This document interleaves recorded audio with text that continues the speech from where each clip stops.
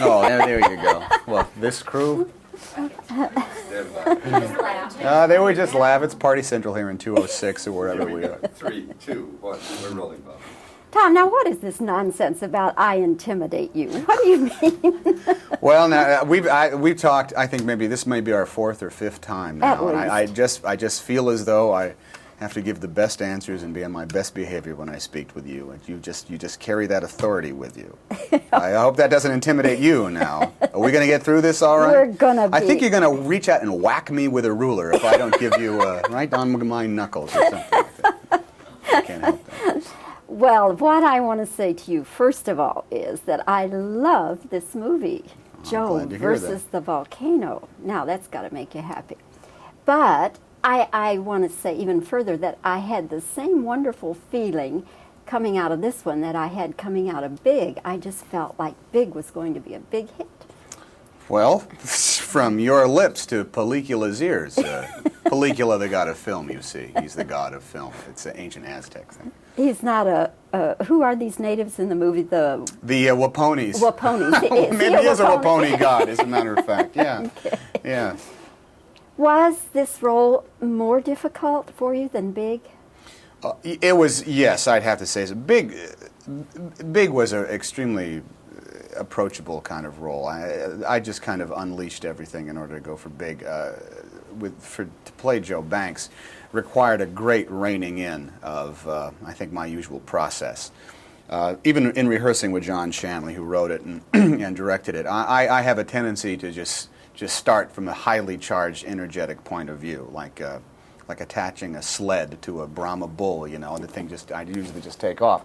And from the very first day, John started calling me back and just saying, you don't sell yourself into anything here. You have to let this bubble up slowly.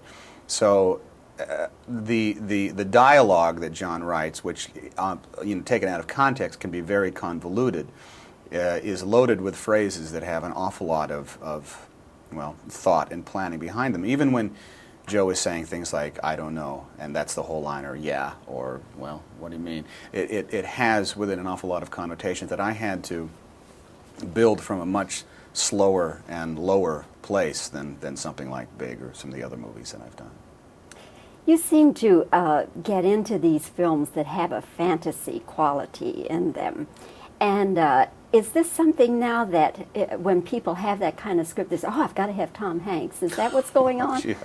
Well, I hope not. It always makes its own rules, you know. There's certainly millions of things out there. We seem to be in a fantastic period of movie making, you know. Even we have, the idea of archaeologists end up taking on the Nazis in World War II. That's kind of fantastic as well. And there's an awful lot of angels, and there's still plenty of body switching movies that are going on even as we speak. But you can't go off and just make a fantasy because a fantasy is commercial. You have to have a very true emotional core to it, and we certainly had that in Big, I thought. And that's what John wrote here as well. There is a bona fide theological or philosophical question about man's place in the universe that is being examined in Joe versus the Volcano. And how do you do that without, being a hideously boring movie? Well, you end up having a guy dance around on steamer trunks in the middle of the ocean. That's pretty much how you do it, and that makes it, hopefully, approachable and accessible for a big mass audience that isn't going to think they're going to come and get a frying pan of big ideas smashed up against their head. That hurts after a while. But this is instead just it's like an existential comedy with adventure and romance, but always coming back to that very, very specific emotional question that has to be examined. And that's good storytelling, and hopefully it's good movie making.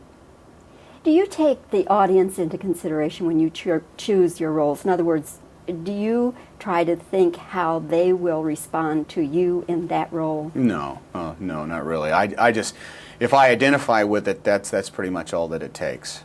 Then that other stuff is always a crapshoot anyway. It's a roll of the dice. It's hard enough to make a good movie, but if you start trying to predict what the audience will or will not believe or buy, well, then you just start playing it incredibly safe. And in that case, I probably wouldn't have done Joe versus the Volcano because of the nature of this. The storytelling of the movie is so, it's unpredictable. It's unorthodox, as a matter of fact. if you were offered, and maybe you have been, a real sleazy character, I mean, this guy has no redeeming qualities at all. And that's something that I don't think audiences would expect you to play. But if you were offered that kind of role, would you do it? Sure, yeah, you bet. If the story was good and if it was being made by crackerjack people and it was going to be a good movie, yeah, I'd do that. I'd do that. I could go off and manufacture that choice very easily, you know, in another week or so. But that's not the point. The point is to still make good films that are going to surprise people.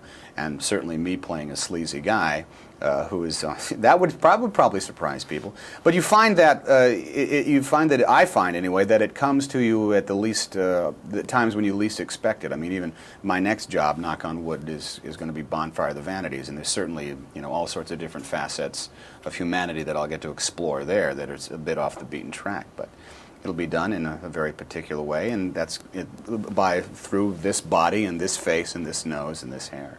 So we'll see how it goes.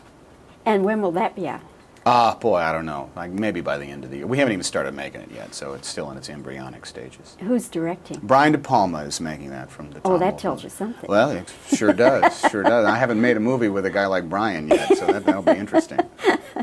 And who else will be in it?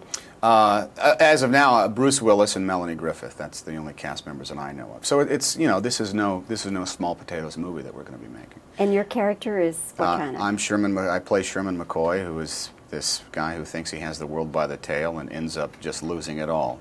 But at the same time, he regains his soul in the process of it. All right. It'll be different. We'll be looking forward to that. Meanwhile, I will enjoy telling everybody how much I enjoy Joe versus thank you. the Volcano. And thank you for not whacking me with a ruler. Oh, we're not finished oh, yet. Oh, okay. Yes, ma'am. Thanks, Tom. Thank you. Okay. Great. Great. Thank you.